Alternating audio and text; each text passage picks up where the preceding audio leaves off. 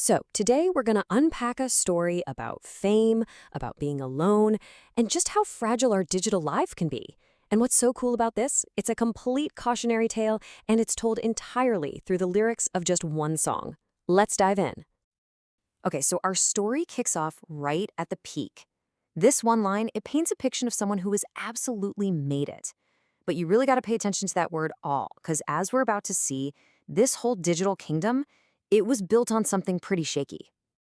All right, so this is her world. This is where it all started, inside this perfectly curated empire. This wasn't a kingdom built on land. Nope. It was built on likes, follows, and engagement, all ruled by perception. So this right here, this is basically the blueprint of her success. The lyrics give us this picture of just flawless visuals, glowing skin, filtered smiles. But notice, it's not just about looking good. It's about success you can count, 1,000,000 hearts, dancing numbers, and that stuff, it translates into real-world power, boardroom deals that pay for a designer life. I mean, it's the absolute influencer dream, right? Perfected and totally monetized. But right here is where we get the first little hint that something's not quite right. These lyrics, they show us how hollow it all is. So what are these ghosts? Well, they're the likes, the shares, the follower counts. They're all these numbers that give you a quick little hit of validation, but there's no real substance there. It's like she's chasing smoke, something you can see but you can never actually grab onto.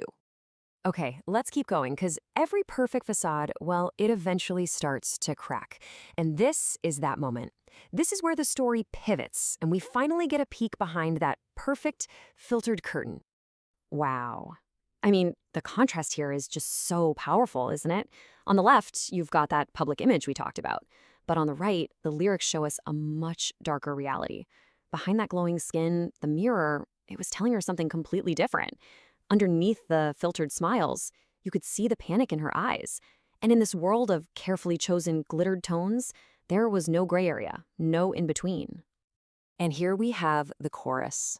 This is basically the entire story summed up in one line.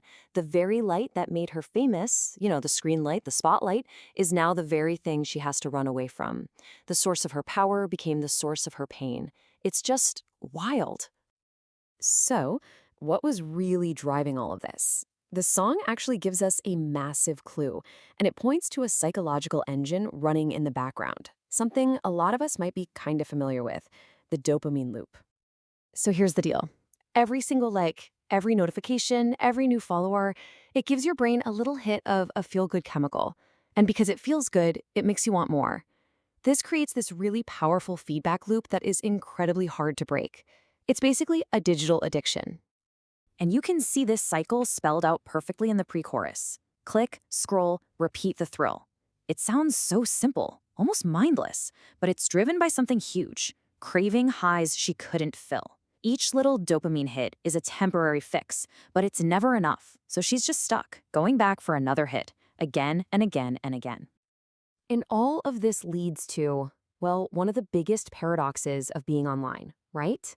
You can be connected to millions of people, but feel completely, utterly alone. Let's dig into how the song really captures this feeling of isolation. Man, this line is it's brutal. It basically turns real human connection into just an aesthetic choice. Her friends aren't really people, they're content. Just perfectly arranged little squares on a screen. That golden grid might look pretty, but it's cold, and there's no real friendship there. Sure, she's getting messages from everywhere, but it's all just noise, None of it is real. Nobody knows the actual person hiding behind that screen. And so what does she do? She pulls away from the real world. The curtain's drawn, the alarm's offline. The massive digital world she built has left her totally paralyzed by silent rooms. And that's really the heart of the tragedy here. 1,000,000 people can see her face, but not one single person can actually see her. Everyone sees the brand, the image, but the actual person, she's completely invisible. So here we are, the final act.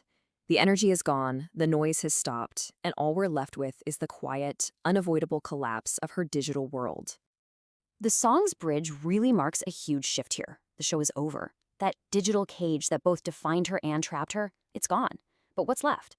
It's not freedom. It's just emptiness. A whole lot of nothing. There's no applause, only silence.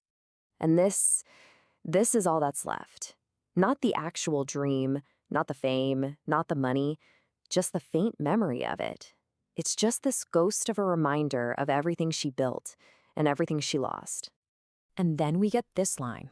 It's the final, brutal nail in the coffin of her online life. That constant flow of validation, it's just been shut off. The world just kept scrolling. There's no more engagement, no more double tap to say, I see you or you exist. So, in the end, after millions of followers, after all those friends, there's no one. The community she thought she built was just an illusion, and it couldn't offer any real support when the lights went out. That hole, that gap she's left with, she's the only one there to feel it.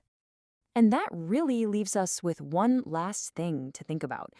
This whole story, woven from just a few lines of a song, it really makes you ask a tough question, doesn't it? When we perform our lives inside these digital cages that we build for ourselves, what's the real cost? And what happens to the real human parts of us that get trapped inside?